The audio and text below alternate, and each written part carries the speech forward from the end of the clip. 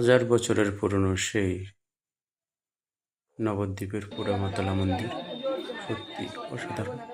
জাগ্রত এই মন্দির। এই মন্দিরের অনেক হাজারো রহস্য লুকিয়ে আছে, যেটা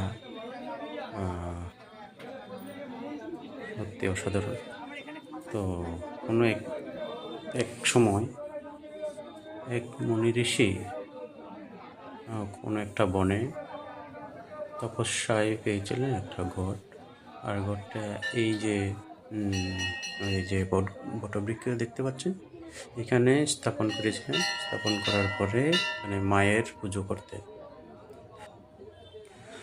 শোনা যায় এই নবদ্বীপে বৃহদ্রথ নামে একজন তন্ত্র সাধক বাস করতেন।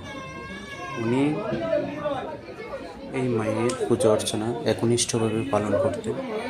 আর এক সময় উনি গত হওয়ার পরে নবদ্বীপের বিখ্যাত পণ্ডিত বাসুদেব সার্বভৌমের উপরে, এরপর থেকে উনি এই পুজো অর্চনার দায়িত্বে আছেন। এদিকে দেখুন বাইরে, আপনারা গাছটা দেখুন কত বড়, একদম চারিদিকে সবুজে ঘেরা পুরোটা এরিয়া নিয়ে দেখুন। এদিকে বাম দিকে রয়েছে ভবতারিণী মন্দির,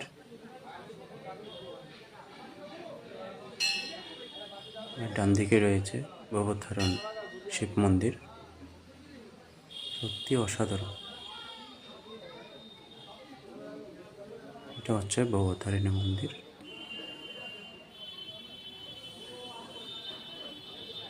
সত্যি একদম জাগ্রত, সত্যি জাগ্রত মায়ের মন্দিরটা দেখুন আপনি। জয় মা ভবতারিণী, জয় মা ভবতারিণী, জয় মা ভবতারিণী।